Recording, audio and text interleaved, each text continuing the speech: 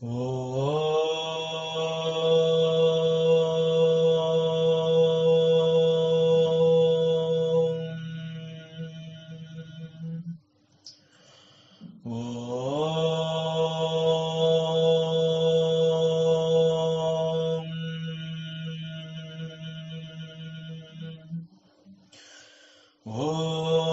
ಸಹನಾವವತು ಸಹನೌ ಭುನಕ್ತು ಸಹ ವೀರ್ಯಂ ಕರವಾವಹೈ ತೇಜಸ್ವಿನಾವಧೀತಮಸ್ತು ಮಾ ವಿದ್ವಿಷಾವಹೈ. ಓಂ ಶಾಂತಿ ಶಾಂತಿ ಶಾಂತಿ. ಶ್ರೀಕೃಷ್ಣ ಸರ್ವೋ ನಿನ್ನ ಸೇವೆಯಾಗಲಿ ಸ್ವಾಮಿ. ಎಲ್ಲ ಆಧ್ಯಾತ್ಮ ಬಂಧುಗಳಿಗೂ ನಮಸ್ಕಾರ ಮತ್ತು ಜ್ಞಾನದರ್ಶನಂ ವೇದಿಕೆಗೆ ಸ್ವಾಗತ. ಪುರುಷ ಸೂಕ್ತಂನ ನೋಡ್ತಾ ಬಂದಿದ್ದೀವಿ. ದೇವತೆಗಳು ನಡೆಸಿದ ಮನೋಯಜ್ಞದಲ್ಲಿ ಪೂರ್ಣಾಹುತಿಗಾಗಿ ಪರಮ ಪುರುಷನೇ ಯಜ್ಞ ಪಶುವಾಗಿ ಆಹುತಿಯಾಗ್ತಾನೆ. ತನ್ನನ್ನು ತಾನು ಯಜ್ಞದಲ್ಲಿ ಅರ್ಪಿಸಿಕೊಂಡು ನಂತರ ತಾನೇ ಸೃಷ್ಟಿಯಾಗಿ ಹೊರಬರ್ತಾನೆ. ಸೃಷ್ಟಿಯಲ್ಲಿ ಯಜ್ಞದಿಂದ ಅನೇಕಗಳು ಹೊರಬಂದವು. ಅವುಗಳಲ್ಲಿ ರುಚುಸಾಮಾನಿ ಜಗ್ನಿರೇ, ವೇದಗಳು ಕೂಡ ಹುಟ್ಟಿ ಬಂದವು ಅಂತ ಮಂತ್ರ ತಿಳಿಸ್ತಾ ಇದೆ. ವೇದಗಳು ಅಂತಂದ್ರೆ ಅವುಗಳನ್ನ ಪರಮಾತ್ಮ ಸ್ವರೂಪ ಅಂತಾನೆ ಹೇಳ್ತಾರೆ. ಮತ್ತು ಪರಮಾತ್ಮನನ್ನ ಅಜಹ ಅಂತ ಹೇಳ್ತಾರೆ. ಅಂತಂದ್ರೆ ಪರಮಾತ್ಮನಿಗೆ ಹುಟ್ಟು ಅನ್ನುವಂತಹದ್ದು ಇರೋದಿಲ್ಲ. ಅವನು ಎಂದಿನಿಂದಲೂ ಸದಾಕಾಲ ಮತ್ತು ಮುಂದೆಯೂ ಇರುವಂತಹವನು, ಈ ಅರ್ಥ ಬರುತ್ತೆ. ಅದರಂತೆ ವೇದಗಳು ಕೂಡ ನಿತ್ಯ ಸತ್ಯ. ಅವು ಪರಮಾತ್ಮನಂತೆ ಸದಾ ಇರುವಂತಹದ್ದು. ಆದರೂ ಇಲ್ಲಿ ಯಜ್ಞದಿಂದ ವೇದಗಳು ಹುಟ್ಟಿ ಬಂದವು ಅಂತ ತಿಳಿಸ್ತಾ ಇದೆ. ಇದು ವೇದಗಳ ಸೃಷ್ಟಿಯನ್ನ ಕುರಿತು ಹೇಳ್ತಾ ಇರುವಂತಹದ್ದು. ಜಗತ್ತಿನಲ್ಲಿ ವೇದಗಳ ಸೃಷ್ಟಿಗೆ ಬಹುದೊಡ್ಡ ಗೌರವನೇ ಇದೆ. ಕಾರಣ ವೇದಗಳಲ್ಲಿ ಅಡಗಿರುವಂತಹ ಜ್ಞಾನ ಭಂಡಾರ ಅನ್ನುವಂತಹದ್ದು ಮನುಷ್ಯನ ಬದುಕಿನಲ್ಲಿ ದೊಡ್ಡ ಪಾತ್ರವನ್ನು ವಹಿಸಿದೆ. ಮನುಕುಲದ ಏಳಿಗೆಗಾಗಿ ಈ ವೇದಗಳು ಕಾಲ ಕಾಲಕ್ಕೂ ಮಾರ್ಗಸೂಚಿಯಾಗಿ ಕಂಡುಬಂದಿದೆ. ಮನುಷ್ಯ ಬದುಕಬೇಕು ಅಂತಂದ್ರೆ ಅವನಿಗೆ ಅತಿ ಮುಖ್ಯ ಅನ್ನುವಂತಹದ್ದು ಆಹಾರ. ಆಹಾರ ಅಂತಂದ್ರೆ ಅದು ಅವನ ಬೆಳವಣಿಗೆಯನ್ನು ಮಾತ್ರ ಸೂಚಿಸ್ತಾ ಇಲ್ಲ, ಬೆಳವಣಿಗೆಯಲ್ಲಿ ಅದು ಮೂಲ ಕಾರಣವಾಗಿ ಕಾಣಿಸ್ಕೊಂಡಿದೆ. ಮನುಷ್ಯನಿಗೆ ಹಸಿವೆ ಅನ್ನುವಂತಹದ್ದು ಆಹಾರವನ್ನ ಸೇವಿಸಲು ಪ್ರಚೋದನೆ ಮಾಡುತ್ತೆ. ಹಸಿವೆ ಇಲ್ಲದೆ ಹೋಗಿದ್ರೆ ಅವನ ಗಮನ ಆಹಾರದ ಕಡೆಗೆ ವಾಲ್ತಾ ಇರಲಿಲ್ಲ. ನನಗೆ ಹಸಿವೆ ಆಗಿದೆ ಅನ್ನೋದು ಕೂಡ ಮನುಷ್ಯನ ಅರಿವಿಗೆ ಅದು ಬರಬೇಕು, ಅವನಿಗೆ ಗೊತ್ತಾಗ್ಬೇಕು. ಹಸಿವು ಆದಾಗ ಅನ್ನ ಬೇಕು ಅನ್ನುವಂತಹದ್ದು ಗೊತ್ತಾಗಿ ಮನುಷ್ಯ ಅನ್ನಕ್ಕಾಗಿ ಕರ್ಮದಲ್ಲಿ ತೊಡಗ್ತಾನೆ. ಅನೇಕ ರೀತಿಯ ಕರ್ಮಗಳು ಅವನಿಗೆ ಜ್ಞಾನದ ಪರಿಚಯ ಮಾಡಿಸುತ್ತೆ. ಅನ್ನಕ್ಕಾಗಿ ಕೃಷಿಯಿಂದ ಬಂದ ಬೆಳೆಗೆ ವ್ಯವಸ್ಥಿತವಾದ ಮಾರುಕಟ್ಟೆ ಬೇಕು, ಆ ಒಂದು ಸೌಲಭ್ಯ ಬೇಕು. ಮತ್ತು ಅದರ ಮಾರಾಟ ಅಂತಂದ್ರೆ ವಾಣಿಜ್ಯ, ಆಡಳಿತ, ಅದರ ಮುಖಾಂತರ ಸಂಪಾದನೆ, ಹಾಗೂ ಮುಂದೆ ಸಂಸಾರ, ಮನೆ, ಮಕ್ಕಳು, ವಿದ್ಯೆ, ಕೀರ್ತಿ, ಯಶಸ್ಸು, ಹೀಗೆ 10 ಹಲವಾರುಗಳನ್ನ ಗಳಿಸಿಕೊಳ್ಳುವಂತಹ ಮಾರ್ಗವನ್ನ ಈ ವೇದಗಳು ತಿಳಿಸುತ್ತವೆ. ಸಾಮಾನ್ಯ ಜನರಲ್ಲಿ ವೇದ ಅಂತಂದ್ರೆ ಅದು ಮಂತ್ರಗಳು. ಅವು ಕೇವಲ ಒಂದು ಪೂಜೆ, ದೇವತಾ ಕಾರ್ಯಗಳಿಗೆ, ಯಜ್ಞಗಳಿಗೆ ಈ ಮಂತ್ರಗಳು ಉಪಯೋಗಕ್ಕೆ ಬರುತ್ತೆ ಅಂತ ತಿಳ್ಕೊಂಡಿರ್ತಾರೆ. ವೇದಗಳು ಇದನ್ನು ಮೀರಿ ಲೌಕಿಕ ಆಧ್ಯಾತ್ಮಿಕ ಎರಡರ ಪ್ರಗತಿಗೂ ಕೂಡ ಬೇಕಾಗುವಂತಹ ಸಲಹೆಗಳನ್ನ, ಸೂಚನೆಗಳನ್ನ, ರಹಸ್ಯಗಳನ್ನ ತಿಳಿಸುವ ದೊಡ್ಡ ಜ್ಞಾನ ಭಂಡಾರವನ್ನ ತನ್ನಲ್ಲಿ ಅದು ಇಟ್ಕೊಂಡಿದೆ.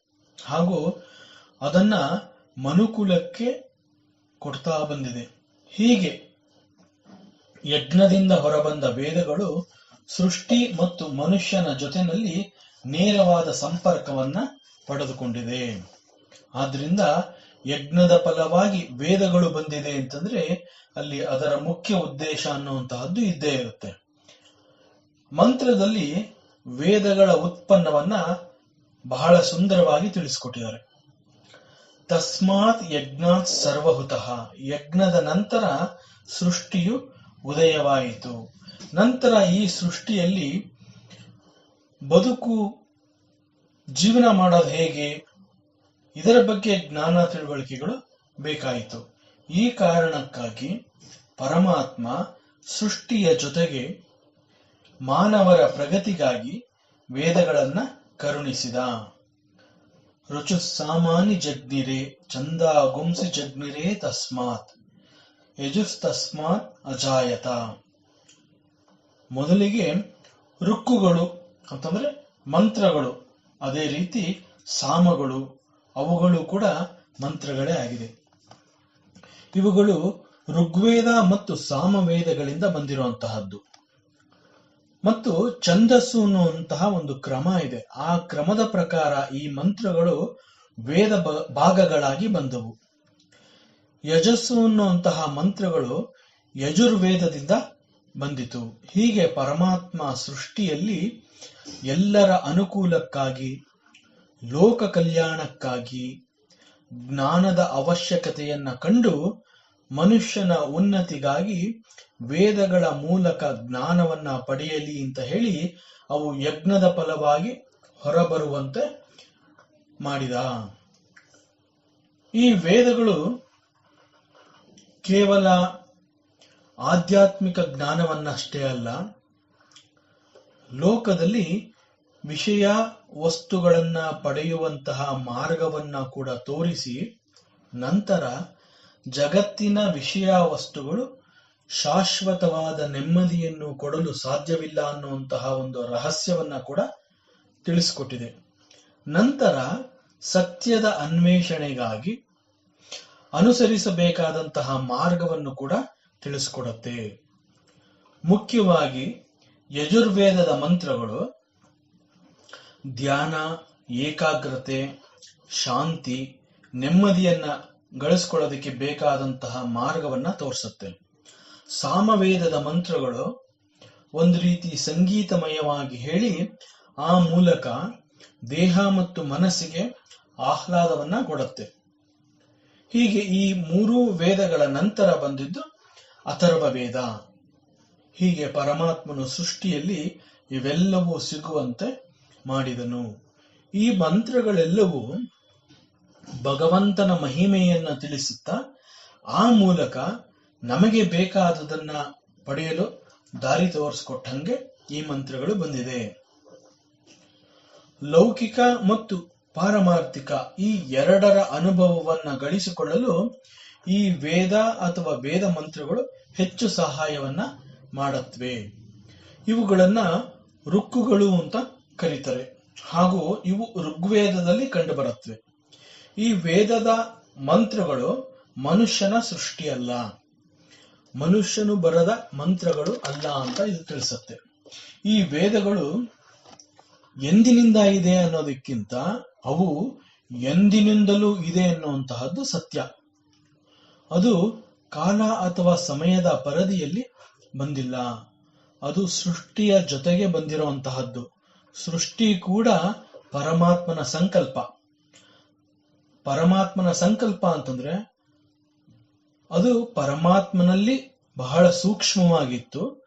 ನಂತರ ಸಂಕಲ್ಪದ ಕಾರಣ ಸ್ಥೂಲ ರೂಪವನ್ನ ಪಡೆದು ಕಾಣಿಸ್ಕೋತು. ವಿದ್ ಅಂತಂದ್ರೆ ಜ್ಞಾನ ಅಂತ ಹೇಳ್ತಾರೆ. ಜ್ಞಾನ ಅನ್ನುವಂತಹದ್ದು ತಿಳ್ಕೊಳ್ಳುವಂತಹದ್ದು.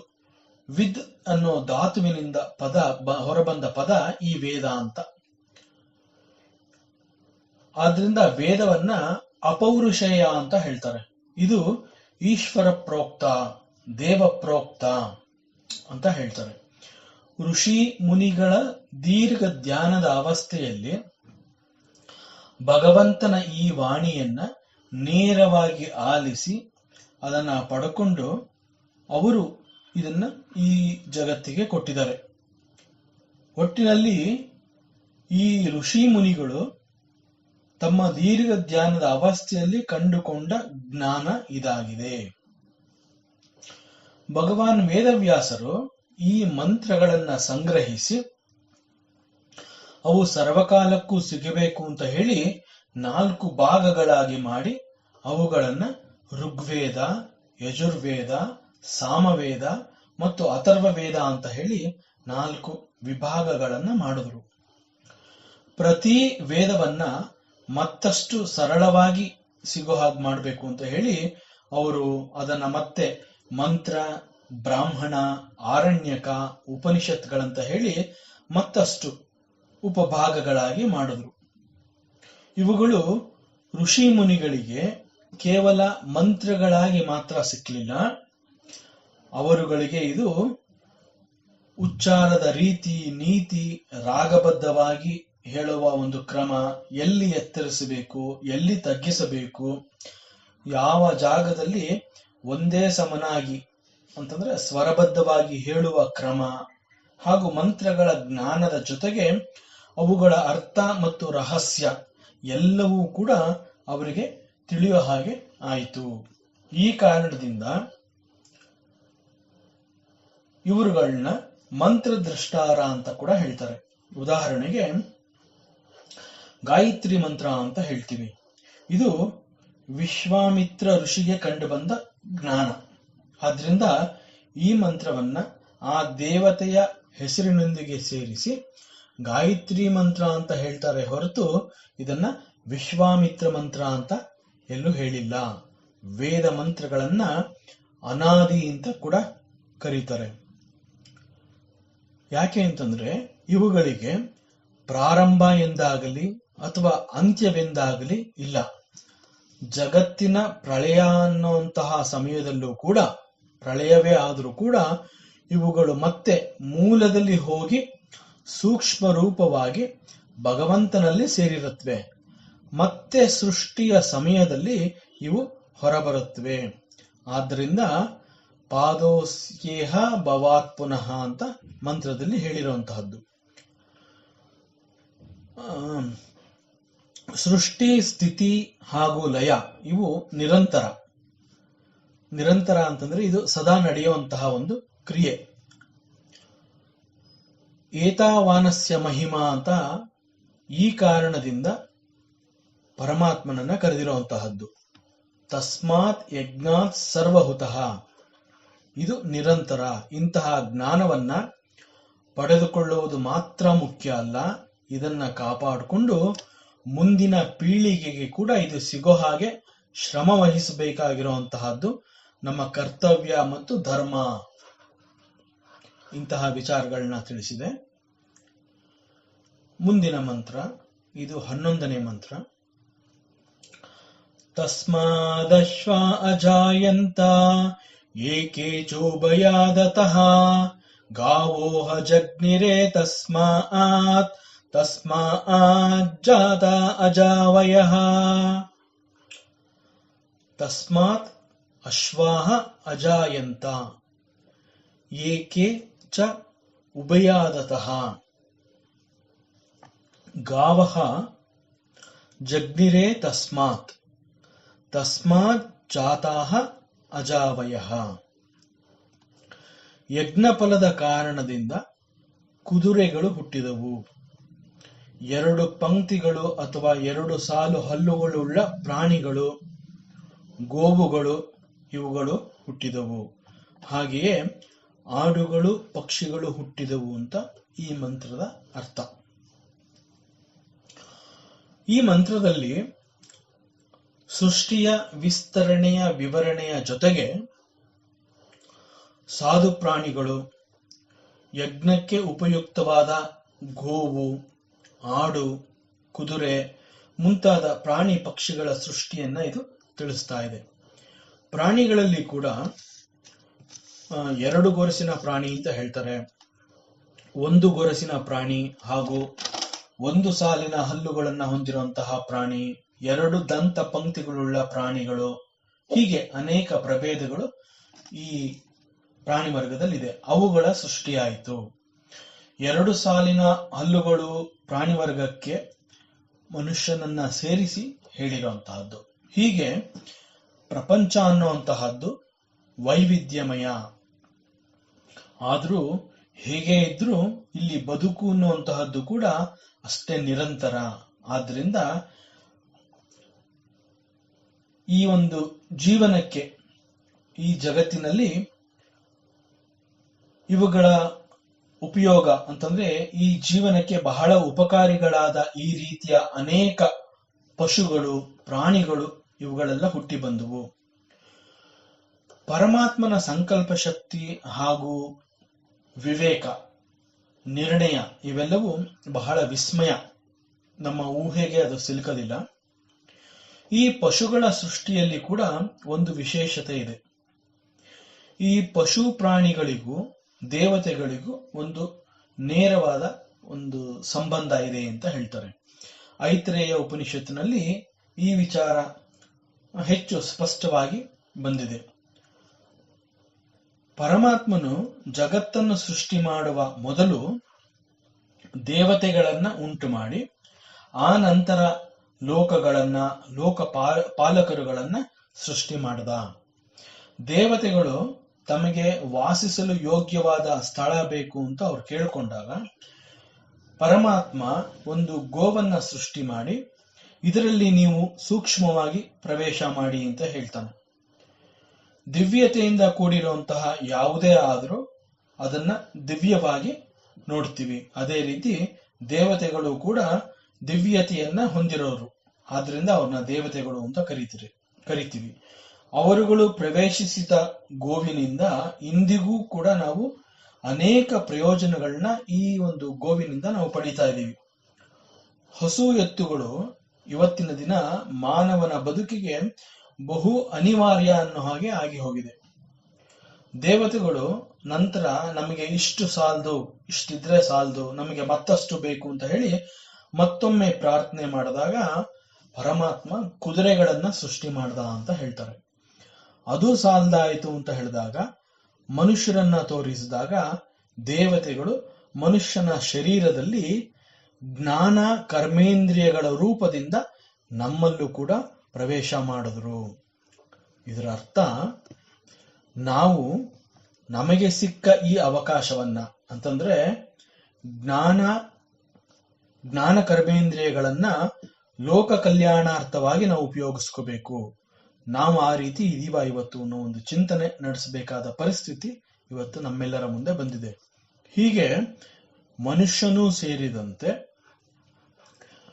ಗೋವು, ಕುದುರೆ, ಆಡು ಮುಂತಾದ ಪಶುಗಳೆಲ್ಲವೂ ವಿರಾಟ ಪುರುಷನ ಯಜ್ಞದ ಫಲವಾಗಿ ಹೊರಬಂದಿರುವುದರಿಂದ ನಾವು ಎಲ್ಲವುಗಳಲ್ಲೂ ಪರಮಾತ್ಮನನ್ನು ಕಾಣುವ ಒಂದು ಪ್ರವೃತ್ತಿಯನ್ನ ಬೆಳೆಸ್ಕೋಬೇಕು.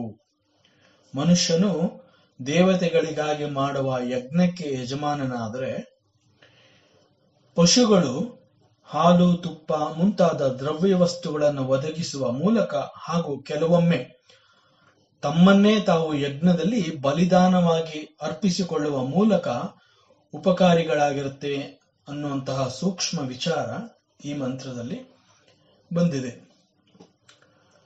ನಾವು ಮತ್ತೊಂದು ವಿಚಾರವನ್ನ ಇಲ್ಲಿ ಗಮನಿಸಬೇಕಾಗತ್ತೆ. ಭಗವಂತನ ಸೃಷ್ಟಿಯಲ್ಲಿ ಗಿಡ ಮರಗಳಿಂದ ಹಿಡಿದು ಪಶು ಪಕ್ಷಿಗಳ ವರ್ಗಗಳು ಸೇರಿದಂತೆ ಎಲ್ಲವೂ ಪ್ರಪಂಚದ ಪ್ರಯೋಜನಕ್ಕಾಗಿಯೇ ಜನ್ಮವನ್ನ ಪಡ್ಕೊಂಡಿದೆ. ಕೆಲವೊಂದುಗಳನ್ನ ಮಾನವನು ಉಪಯೋಗಿಸ್ಕೊಳ್ಳದೆ ಇರಬಹುದು, ಆದರೆ ಅದಕ್ಕೆ ಕಾರಣ ಅವುಗಳ ಉಪಯೋಗ ಮನುಷ್ಯ ಇನ್ನೂ ಕಲಿತಿಲ್ಲ, ಅಥವಾ ಅದರ ಅವಶ್ಯಕತೆ, ಅದು ಬೇಕು ಅನ್ನುವಂತಹ ಒಂದು ಅವಶ್ಯಕತೆ ಇನ್ನೂ ಅವನಿಗೆ ಬಂದಿಲ್ಲ. ಸೃಷ್ಟಿಯ ಯಾವುದು ಕೂಡ ಸುಮ್ಮನೆ ಇಲ್ಲಿಗೆ ಬಂದಿಲ್ಲ. ಪ್ರತಿಯೊಂದಕ್ಕೂ ಒಂದು ಸೂಕ್ಷ್ಮವಾದ ಉದ್ದೇಶ ಇರುವುದರಿಂದ ಭಗವಂತ ಅವುಗಳ ಸೃಷ್ಟಿಗೆ ಕಾರಣವಾಗಿದ್ದಾನೆ. ಮಂತ್ರದ ಈ ಭಾಗ ಮನುಷ್ಯ ಏನ್ ಮಾಡಬೇಕಾಗಿದೆ, ಏನ್ ಮಾಡ್ತಾ ಇದ್ದಾನೆ ಹಾಗೂ ಏನನ್ನು ಮಾಡಬಾರದು ಅಂತ ನಮ್ಮನ್ನು ಕೆಣಕುವಂತೆ ಕೂಡ ಇಲ್ಲಿ ಒಂದು ಮಂತ್ರದ ಒಂದು ಸೂಕ್ಷ್ಮತೆಯನ್ನ ನಾವು ಗಮನಿಸಬೇಕಾಗುತ್ತೆ. ಯಜ್ಞದ ಫಲವಾಗಿ ಕುದುರೆಗಳು ಹುಟ್ಟಿ ಬಂದವು. ತಸ್ಮಾದ್ ಅಶ್ವ ಅಜಾಯತಃ.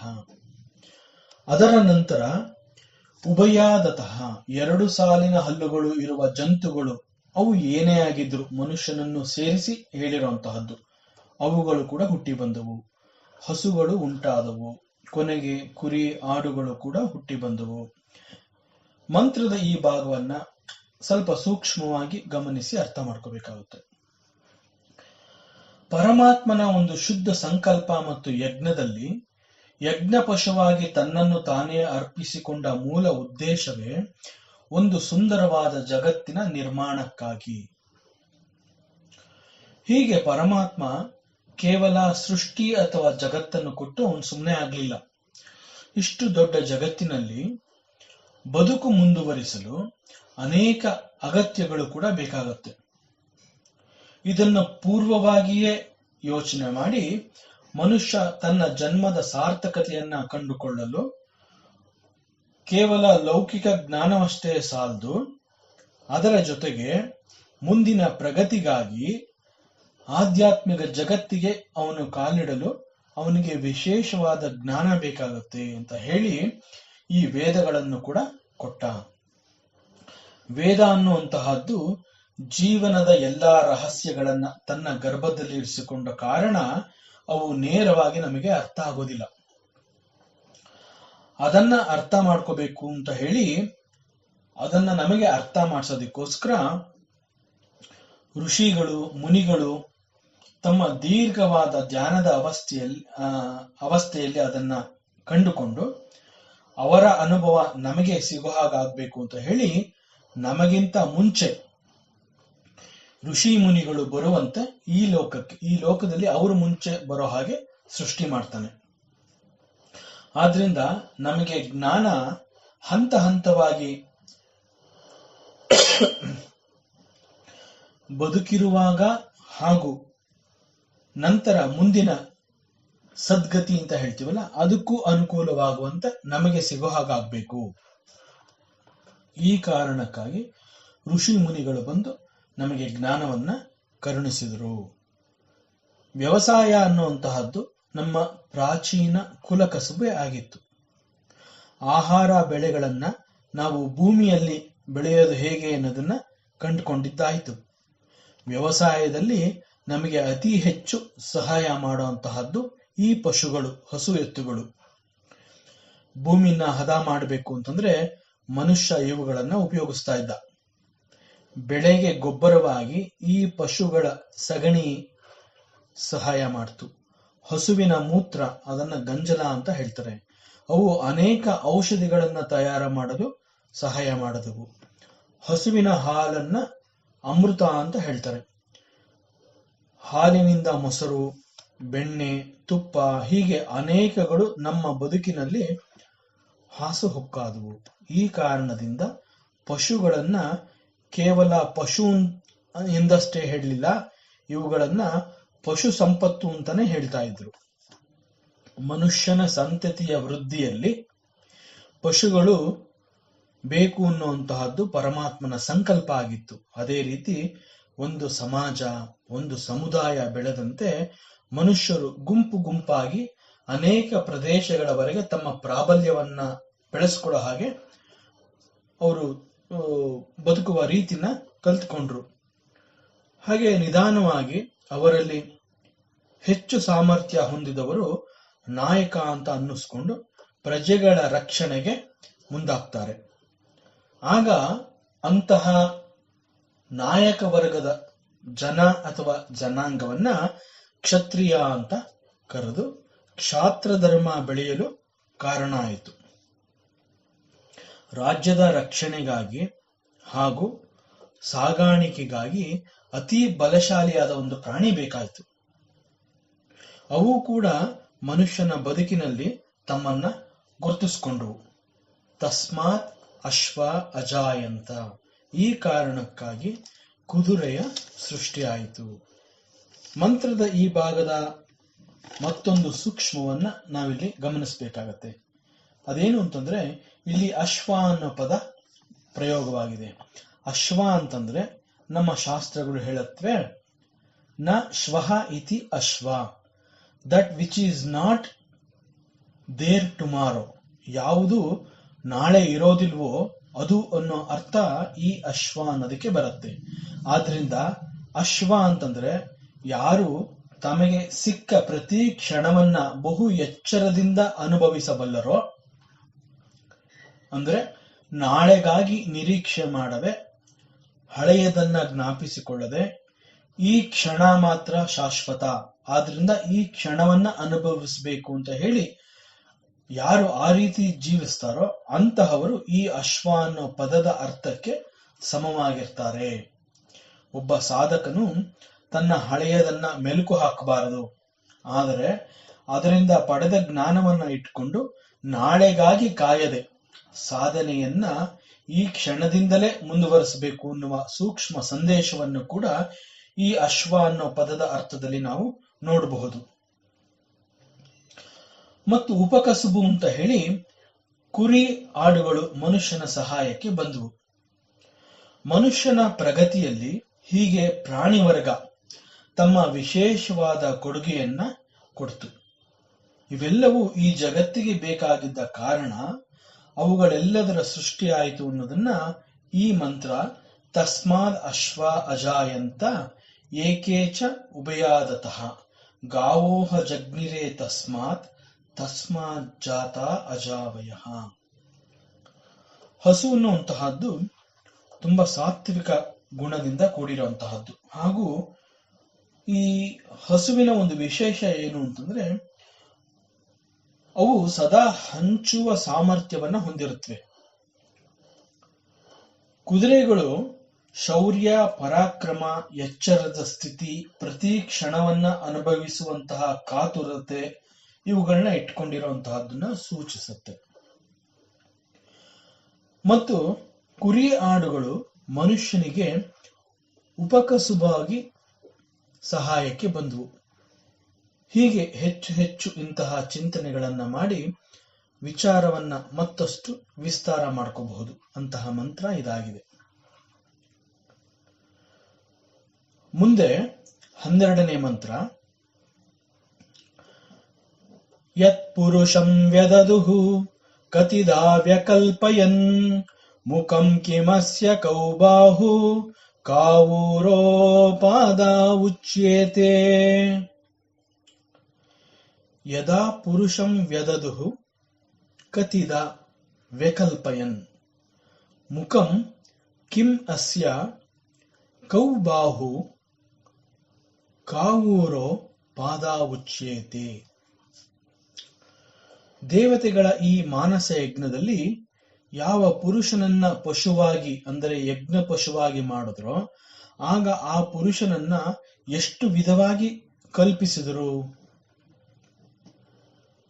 ಆ ವಿರಾಟ ಪುರುಷನ ಮುಖ ಯಾವುದಾಗಿತ್ತು, ತೋಳುಗಳು ಹೇಗಿದ್ವು, ತೊಡೆಗಳು, ಪಾದಗಳು ಅವುಗಳು ಯಾವುದು, ಇಂತಹ ಒಂದು ಕಲ್ಪನೆ ಅದನ್ನ ಊಹಿಸಿಕೊಂಡು ಆ ಯಜ್ಞದಲ್ಲಿ ಪೂರ್ಣಾಹುತಿಗಾಗಿ ವಿರಾಟ ಪುರುಷನನ್ನ ಯಜ್ಞ ಪಶುವಾಗಿ ಬಳಸಿಕೊಂಡಾಗ ಬಂದಂತಹ ಒಂದು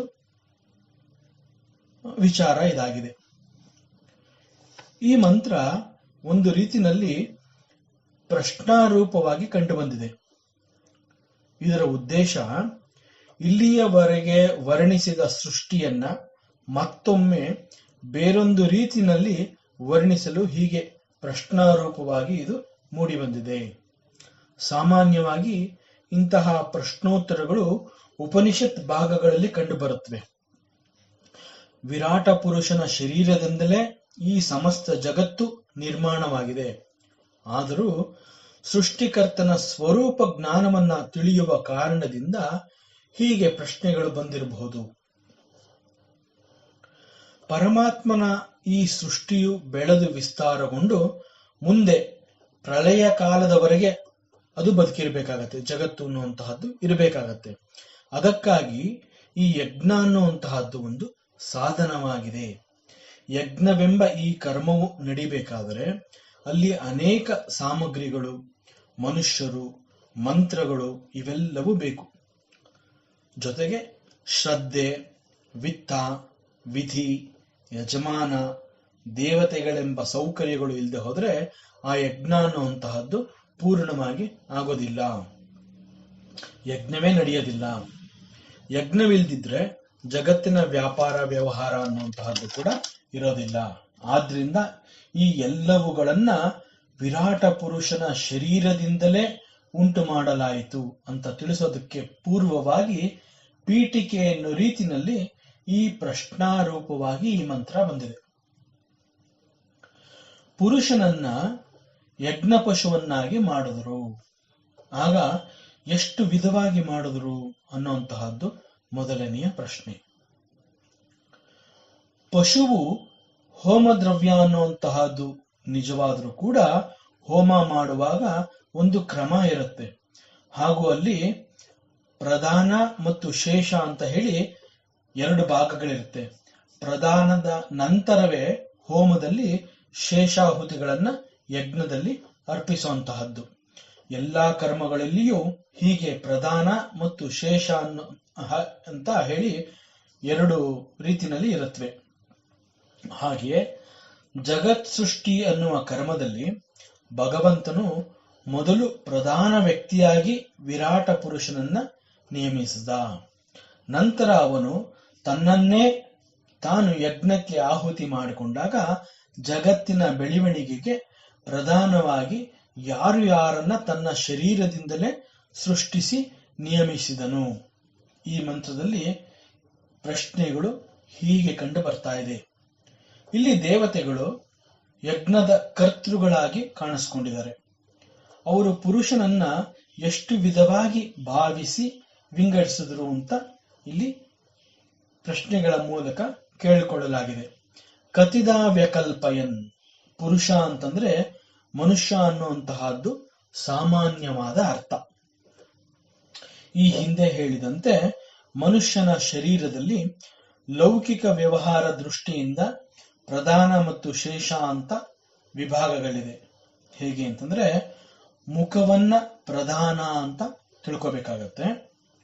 ಆದ್ರಿಂದ ವಿರಾಟ ಪುರುಷನ ಮುಖವು ಯಾವುದು, ಮುಖಂ ಕಿಮಸ್ಯ ಅಂತ ಪ್ರಶ್ನೆ ಮಾಡಿದರೆ, ಹಾಗೆ ಮುಖದ ಅನಂತರ ತೋಳುಗಳು ಯಾವುದು, ಇದು ಎರಡನೆಯ ಪ್ರಶ್ನೆ ಆಗಿದೆ. ಮತ್ತು ಮುಂದುವರಿಸಿ ತೊಡೆಗಳು ಯಾವುದು ಹಾಗೂ ಕಾಲುಗಳು ಯಾವುದು ಅಂತ ಕೇಳಲಾಗಿದೆ. ಈಗ ನಿಧಾನವಾಗಿ ಮಂತ್ರವನ್ನ ಪ್ರವೇಶಿಸೋಣ. ಯಾವಾಗ ದೇವತೆಗಳು ಪರಮಾತ್ಮ ಪರಮಪುರುಷನನ್ನ ಕುರಿತು ಧ್ಯಾನಿಸ್ತಾರೋ ಆಗ ಅವರ ಭಾವನೆಯ ಪ್ರಕಾರ ಅಥವಾ ಅವರ ಕಲ್ಪನೆಯಲ್ಲಿ, ಅವರ ಮನೋವಿಕಾಸದಲ್ಲಿ ದೇವತೆಗಳು ಪರಮಾತ್ಮನನ್ನ ಹೇಗೆ ಕಂಡಿರ್ತಾರೆ, ಪುರುಷನು ಹೇಗೆ ಕಾಣಿಸ್ಕೋತಾನೆ, ಅವನ ರೂಪವನ್ನ ಅವರು ನೋಡುವುದಾದ್ರೂ ಹೇಗೆ, ಅವನ ದಿವ್ಯ ರೂಪದಲ್ಲಿ ಅವನ ಮುಖದಿಂದ ಏನು ಹೊರಬಂದಿದೆ, ಅದೇ ರೀತಿಯಲ್ಲಿ ಅವನ ಬಾಹುಗಳನ್ನ ಯಾವ ರೀತಿಯಲ್ಲಿ ಅರ್ಥ ಮಾಡ್ಕೋಬಹುದು, ಅಲ್ಲಿ ಏನನ್ನ ಕಾಣಬಹುದು, ಕೌಬಾಹು ಕಾವೂರೋ ಅವನ ತೊಡೆಗಳಿಂದ ಏನು ಬಂದವು, ಹಾಗೂ ಪುರುಷನ ಪಾದಗಳಿಂದ ಬಂದದ್ದನ್ನ ಏನೆಂದು ಹೇಳಬಹುದು. ಇದು ದೇವತೆಗಳು ಪರಮಾತ್ಮ ಪುರುಷನನ್ನ ಧ್ಯಾನಿಸಿದಾಗ ಅವರ ಕಲ್ಪನೆಯಲ್ಲಿ ಭಗವಂತನ ಮಹಿಮೆಯನ್ನ ಸ್ತುತಿಸಿ ಅವನ ವರ್ಣನೆ ಮಾಡಿದ ರೀತಿ ಈ ಮಂತ್ರದಲ್ಲಿ ವಿಚಾರಗಳನ್ನ ತಿಳಿಸ್ಕೊಟ್ಟಿದೆ. ಭಗವಂತನ ಅತ್ಯಂತ ಶಕ್ತಿಯುತವಾದ ತೋರ್ಪಡಿಕೆ ಅಂತಂದ್ರೆ ದೇವತೆಗಳು ಅಂತ ಹೇಳ್ತಾರೆ. The creators dynamic expressions R the God's. ದೇವತೆಗಳು ತಮ್ಮ ಧ್ಯಾನದ ಶಕ್ತಿಯಿಂದ ಆತ್ಮನಲ್ಲಿ ಪರಮಾತ್ಮನಲ್ಲಿ ಒಂದಾದಾಗ, ಅಂದ್ರೆ ಆತ್ಮನಲ್ಲಿ ಪ್ರತಿಷ್ಠಾಪನೆಗೊಂಡಾಗ ಇಡೀ ವಿಶ್ವದ ಅನೇಕ ರೂಪಗಳನ್ನ ಕಲ್ಪಿಸಿಕೊಂಡು ಅವುಗಳೆಲ್ಲದರ ಜೊತೆಗೆ ಗುರುತಿಸಿಕೊಂಡಾಗ ಅವರಿಗೆ ತಿಳಿದು ಬಂದ ಸತ್ಯ ಏನು ಅಂತಂದ್ರೆ ಆ ಎಲ್ಲವೂ ಪುರುಷನಲ್ಲದೆ ಬೇರೆ ಏನೂ ಅಲ್ಲ. ಸರ್ವವ್ಯಾಪಿಯಾಗಿ ಸರ್ವ ವಸ್ತುಗಳಲ್ಲಿ ಅವನು ತನ್ನನ್ನು ತಾನು ಪ್ರಕಟಿಸಿಕೊಂಡು ಎಲ್ಲದರೊಂದಿಗೆ ತನ್ನ ಸಂಬಂಧ ಸಂಪರ್ಕ ಇಟ್ಟುಕೊಂಡ ಕಾರಣ ಅವನನ್ನ ಅಥವಾ ಅದನ್ನ ವಿಶ್ವಪ್ರಜ್ಞೆ ಅಂತ ಹೇಳ್ತಾರೆ, ಹಾಗೂ ವಿರಾಟ ಪುರುಷ ಅಂತ ಕೂಡ ಕರೀತಾರೆ. ಅತಿ ಸೂಕ್ಷ್ಮ ಅಂದ್ರೆ ಬೀಜ ರೂಪದಿಂದ ಹಿಡಿದು ಬೃಹತ್ತಾಗಿ ಬ್ರಹ್ಮಾನಂದವಾಗಿ ಎಲ್ಲವುಗಳಲ್ಲಿಯೂ ಇದ್ದು ಎಲ್ಲವೂ ಆಗಿರ್ತಾನೆ ಪರಮಾತ್ಮ. ಈ ರೀತಿಯಾಗಿ ವರ್ಣಿಸಿರುವ ಪುರುಷನ ಬಗ್ಗೆ ಋಷಿಗಳು ಕೆಲವು ಪ್ರಶ್ನೆಗಳನ್ನ ತಮ್ಮಲ್ಲಿಯೇ ಹಾಕಿಕೊಂಡು ಅವುಗಳನ್ನ ಉತ್ತರಿಸುವ ಮೂಲಕ ವೇದವಿದ್ಯೆ, ವೈದಿಕ ಧರ್ಮ, ಶಾಸ್ತ್ರ ಗ್ರಂಥಗಳನ್ನ ತಿಳಿಯಲು ಕಲಿಯಲು ಅಪೇಕ್ಷಿಸುವ ವಿದ್ಯಾರ್ಥಿಗಳಿಗೆ ಅನುಕೂಲವಾಗಲಿ ಅಂತ ಹೇಳಿ ಈ ಪ್ರಶ್ನೆಗಳಿಗೆ ಅವರೇ ಉತ್ತರ ಕೊಡ್ತಾರೆ. ಅವರ ಉತ್ತರಗಳು ವಿರಾಟ ಪುರುಷನ ವಿಶ್ವರೂಪದ ವರ್ಣನೆಯಾಗಿದೆ. ಅವನ ಮಹಿಮೆ, ಅವನ ಶಕ್ತಿ, ಪರಮಾತ್ಮನ ಜ್ಞಾನ ಇವುಗಳ ಪರಿಚಯ ಕೂಡ ಮಾಡಿಸ್ತಾರೆ. ಪರಮಾತ್ಮನ ಈ ವಿಶ್ವರೂಪ ವಿರಾಟ ಪುರುಷನ ಶಕ್ತಿಯ ಮಹಿಮೆಯನ್ನ ಯಾರು ಕೂಡ ಅಷ್ಟು ಸುಲಭವಾಗಿ ಅರ್ಥ ಮಾಡ್ಕೊಳ್ಳೋದಿಕ್ಕೆ ಸಾಧ್ಯ ಇಲ್ಲ. ಪರಮಾತ್ಮನ ಅಗಾಧ ಶಕ್ತಿಯನ್ನ, ಜ್ಞಾನವನ್ನ ಸಂಕುಚಿತ ಮನೋಭಾವ ಹೊಂದಿರುವ ಅಹಂಕಾರದ ಮನಸ್ಸಿನಿಂದ ಕೂಡಿರುವಂತಹ ಸಾಮಾನ್ಯ ಮನುಷ್ಯನಿಗೆ ತಿಳಿಯೋದಿಕ್ಕೆ ಸಾಧ್ಯವೇ ಇಲ್ಲ. ಈ ಸಂದರ್ಭದಲ್ಲಿ ಋಗ್ವೇದದ ಕೆಲವು ಮಂತ್ರಗಳು ಋಷಿ ಮುನಿಗಳ ಸಹಾಯದಿಂದ ಅವರ ಜ್ಞಾನ ದೃಷ್ಟಿಯಿಂದ ಸ್ವಲ್ಪ ಮಟ್ಟಿಗೆ ಅದರ ಮೇಲೆ ಬೆಳಕು ಚೆಲ್ಲುವ ಸಾಧ್ಯತೆ ಆಯಿತು. ಸ್ವಲ್ಪ ಮಟ್ಟಿಗೆ ಅಂತ ಹೇಳಿರೋ ಕಾರಣ ಒಬ್ಬ ಸಾಧಕನ ಮನಸ್ಸಿನಲ್ಲಿ ಕುತೂಹಲ ಹುಟ್ಟುವಂತೆ ಮಾಡಿ ಅವನು ಸಾಧನೆಯಲ್ಲಿ ಮತ್ತಷ್ಟು ತೀವ್ರವಾಗಿ ತೊಡಗಿಸ್ಕೋಬೇಕು, ಸತ್ಯವನ್ನು ಅವನೇ ತಿಳಿದು ಅನುಭವಿಸಬೇಕು ಅನ್ನುವ ಕಾರಣದಿಂದ ಅಲ್ಲಿ ಬೆಳಕು ಚೆಲ್ಲಿ ಮಾರ್ಗದರ್ಶನ ಮಾಡಿಸ್ತಾರೆ. ಅಂತಂದ್ರೆ ಈ ದಾರಿನಲ್ಲಿ ನೀನ್ ಹೋಗ್ಬೋದು ಅಂತ ಹೇಳಿ ದಾರಿಯನ್ನು ತೋರಿಸುವ ಕೆಲಸವನ್ನ ಒಬ್ಬ ಗುರು ಮಾಡ್ತಾನೆ. ಹೀಗೆ ಅವರು ತೋರಿದ ಬೆಳಕಿನ ಹಾದಿಯಲ್ಲಿ ನಾವು ಹೆಜ್ಜೆ ಹಾಕಿ ಮುಂದುವರಿಸಿಕೊಂಡು ಹೋಗುವಂತಹದ್ದು ನಮ್ಮ ಕರ್ತವ್ಯ ಮತ್ತು ಧರ್ಮ. ಸಾಧಕನೇ, ಶಿಷ್ಯನೇ ಇದನ್ನ ಮಾಡಬೇಕು, ನಾವುಗಳೇ ಮಾಡಬೇಕು.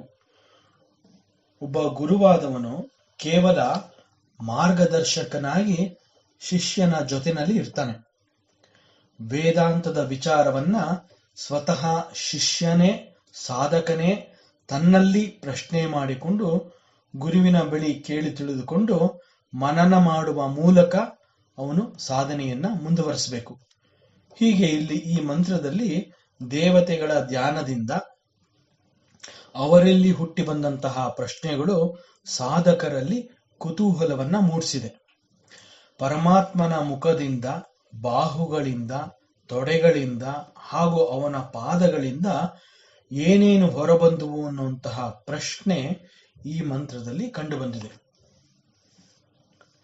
ಸೃಷ್ಟಿಗೆ ಕಾರಣನೇ ಈ ಪುರುಷನು. ಈ ಪುರುಷನಿಂದ ಸೃಷ್ಟಿ ಹಾಗೂ ಸೃಷ್ಟಿಯ ಎಲ್ಲವೂ ಬರೋದಕ್ಕೆ ಸಾಧ್ಯ ಆಯಿತು. ಇಂತಹ ಮಹಿಮೆಯುಳ್ಳ ಪರಮಾತ್ಮನು ಹೇಗಿರಬಹುದು ಅನ್ನುವ ಕಲ್ಪನೆಯಲ್ಲಿ ದೇವತೆಗಳು ಹಾಕಿಕೊಂಡ ಪ್ರಶ್ನೆ. ಅವನ ಮುಖಲಕ್ಷಣ, ಬಾಹುಗಳು, ತೊಡೆಗಳು ಅಂತಂದ್ರೆ ಅವನ ಅಂಗಾಂಗ ಅಂತ ತಿಳ್ಕೊಬೇಕಾಗತ್ತೆ. ಹಾಗೂ ಅವನ ಪಾದಗಳು, ಇಲ್ಲಿ ಪಾದ ಅಂತಂದ್ರೆ ಅದನ್ನ ಪರಮಾತ್ಮನ ಪಾದ ಅನ್ನುವಂತಹದ್ದು ಆಧಾರ, ಈ ರೀತಿನ ಅರ್ಥ ಮಾಡ್ಕೋಬೇಕು. ಪಾದದ ಮೇಲೆ ಎಲ್ಲವೂ ಇದೆ. ಹೇಗೆ ಯಾವುದರ ಒಂದು ಆಧಾರದಿಂದ ನಾವು ನಮ್ಮೆಲ್ಲವನ್ನು ಕಂಡುಕೋತೀವಿ, ಹಾಗೆ ನಮಗೆ ಸಪೋರ್ಟ್ ಸಿಗುವಂತಹದನ್ನ ಆಧಾರ ಅಂತ ಹೇಳ್ತೀವಲ್ಲ, ಸಪೋರ್ಟ್ ಸಿಸ್ಟಮ್, ಅದು ಪರಮಾತ್ಮನ ಪಾದಗಳು ಅಂತಂದ್ರೆ ಅಂತಹ ಒಂದು ಸಪೋರ್ಟ್ ಸಿಸ್ಟಮ್ ಆಗಿದೆ. ಈ ರೀತಿ ಅರ್ಥ ಮಾಡ್ಕೋಬೇಕು. ಇಡೀ ಪುರುಷನೇ ಅವನ ಪಾದದ ಮೇಲಿದ್ದಾನೆ ಅಂತಂದ್ರೆ ಅವನ ಪಾದಗಳು ಪರಮಾತ್ಮನ ಶ್ರೀಪಾದಗಳು ಹೇಗಿರ್ಬಹುದು ಅನ್ನುವಂತಹದ್ದು ದೇವತೆಗಳ ಪ್ರಶ್ನೆಯನ್ನ ತಮ್ಮ ಈ ಮಂತ್ರದಲ್ಲಿ ಮಾಡಿಕೊಂಡಿದ್ದಾರೆ. ಇಲ್ಲಿ ದೇವತೆಗಳು ಅಂತಂದ್ರೆ ಉತ್ತಮ ಪುರುಷರು, ಜ್ಞಾನಿಗಳು, ಹೆಚ್ಚು ಪುಣ್ಯ ಸಂಪಾದನೆ ಮಾಡಿ ಪುಣ್ಯದ ಫಲವನ್ನ ಅನುಭವಿಸ್ತಾ ಇರುವಂತಹ ದಿವ್ಯ ವ್ಯಕ್ತಿಗಳು ಅಂತ ತಿಳ್ಕೋಬೇಕಾಗತ್ತೆ. ಮನುಷ್ಯನಾಗಿ ಹುಟ್ಟಿ ದೈವತ್ವವನ್ನ ಸಂಪಾದನೆ ಮಾಡಬೇಕು ಅಂತ ಹೇಳೋದು ಈ ಕಾರಣಕ್ಕೋಸ್ಕರ. ಸತ್ಕರ್ಮಗಳನ್ನ ಮಾಡಿ ಸಂಸ್ಕಾರವನ್ನ ಗಳಿಸ್ಕೋಬೇಕು. ಇಲ್ಲಿ ದೇವತೆಗಳು ಉತ್ತಮ ಪುರುಷರು ತಮ್ಮ ಧ್ಯಾನದ ಅವಸ್ಥೆಯಲ್ಲಿ ಪರಮಾತ್ಮನನ್ನ ಪುರುಷನನ್ನ ಕತಿದಾ ವ್ಯಕಲ್ಪಯನ್ ಯಾವ ರೀತಿಯಲ್ಲಿ ಕಲ್ಪಿಸಿಕೊಳ್ಳಲು ಸಾಧ್ಯ, ಯಾರು ಯಾವ ರೂಪವನ್ನು ಒಪ್ಪಿಕೊಂಡು ಅದರಲ್ಲಿ ತಮ್ಮನ್ನು ಗುರುತಿಸ್ಕೋತಾರೋ ಅವರು ಅದನ್ನು ನಾವು ಎಂಬಂತೆಯೇ ತಿಳಿದಿರ್ತಾರೆ. ಇಲ್ಲಿ ಸ್ವಲ್ಪ ಹೆಚ್ಚು ಚಿಂತನೆ ಮಾಡಬೇಕಾಗತ್ತೆ. ಉದಾಹರಣೆಗೆ ಒಂದು ಇರುವೆ, ಅದರ ಪ್ರಕಾರ ಬ್ರಹ್ಮ ಅಥವಾ ಬ್ರಹ್ಮರೂಪ ಅಂತಂದ್ರೆ ಅದು ಒಂದು ದೊಡ್ಡ ಗಾತ್ರದ, ಹೆಚ್ಚು ಬಲಶಾಲಿಯಾದ ಹಾಗೂ ಹೆಚ್ಚು ಬುದ್ಧಿವಂತನಾದ ಇರುವೆ ಮಾತ್ರ ಆಗಿದೆ ಅನ್ನೋದನ್ನ ಒಂದು ಇರುವೆ ತನ್ನ ಕಲ್ಪನೆಯಲ್ಲಿ ಬ್ರಹ್ಮವನ್ನ ಈ ರೀತಿ ಅದು ಅರ್ಥ ಮಾಡ್ಕೊಳ್ಳುತ್ತೆ. ಅದೇ ರೀತಿಯಲ್ಲಿ ಯಾವ ಪ್ರಾಣಿಯಾಗಲಿ ಯಾವ ಪಕ್ಷಿಯಾಗಲಿ ಬಹುಶಃ ಅವುಗಳಿಗೆ ಹೀಗೆ ಕಲ್ಪನಾ ಶಕ್ತಿ ಇದ್ದ ಪಕ್ಷದಲ್ಲಿ ಅವುಗಳು ಬ್ರಹ್ಮ ಅಂತ ಹೇಳಿ ತಮ್ಮ ರೂಪದ ದೊಡ್ಡ ಶಕ್ತಿಯನ್ನು ಮಾತ್ರ ಒಪ್ಕೊಳ್ಳುತ್ತವೆ. ಇಲ್ಲೂ ಕೂಡ ದೇವತೆಗಳು ತಮ್ಮ ದೀರ್ಘ ಧ್ಯಾನದ ಸ್ಥಿತಿಯಲ್ಲಿ ಪರಮಾತ್ಮನನ್ನ ಪುರುಷನನ್ನ ಊಹಿಸ್ಕೋತಾರೆ. ಅವರು ವಿರಾಟ ರೂಪವನ್ನು ಒಪ್ಕೊಂಡ್ರು ಕೂಡ ಪುರುಷನು ಯಜ್ಞದಲ್ಲಿ ತನ್ನನ್ನು ಅರ್ಪಿಸಿಕೊಂಡು ಹೊಸ ಸೃಷ್ಟಿಗೆ ಕಾರಣನಾಗಿ ಈಗ ಅದೇ ಪುರುಷನು ತನ್ನ ಸಾಮರ್ಥ್ಯದಿಂದ ಏನೆಲ್ಲವನ್ನ ಹೊರತರಬಹುದು, ಅವನ ಮುಖದಿಂದ, ಬಾಹುಗಳಿಂದ, ತೊಡೆಗಳಿಂದ, ಅವನ ಪಾದಗಳಿಂದ ಏನೆಲ್ಲವೂ ಬಂದವು ಅನ್ನುವಂತಹ ಕಲ್ಪನೆಯಲ್ಲಿ ಪುರುಷನನ್ನ ಕಂಡು ವರ್ಣನೆ ಮಾಡ್ತಾರೆ. ಆ ವರ್ಣನೆ ಹೇಗಿರುತ್ತೆ, ಅವರ ವರ್ಣನೆ ಯಾವುದು ಅನ್ನೋದನ್ನ ಮುಂದಿನ ದಿನದಲ್ಲಿ ನೋಡೋಣ. ಓಂ ಪೂರ್ಣಮದಃ ಪೂರ್ಣಮಿದಂ ಪೂರ್ಣಾತ್ ಪೂರ್ಣಮುದಚ್ಯತೆ ಪೂರ್ಣಸ್ಯ ಪೂರ್ಣಮಾದಾಯ ಪೂರ್ಣಮೇವಾವಶಿಷ್ಯತೆ. ಓಂ ಶಾಂತಿ ಶಾಂತಿ ಶಾಂತಿ. ಈ ದಿನದ ಪ್ರವಚನ ಸೇವೆಯನ್ನ ಪರಮಾತ್ಮ ಶ್ರೀಕೃಷ್ಣನ ಪಾದಚರಣಗಳಿಗೆ ಅತ್ಯಂತ ಭಕ್ತಿಯಿಂದ ಶ್ರದ್ಧೆಯಿಂದ ಅರ್ಪಿಸೋಣ. ಶ್ರೀಕೃಷ್ಣಾರ್ಪಣಮಸ್ತು.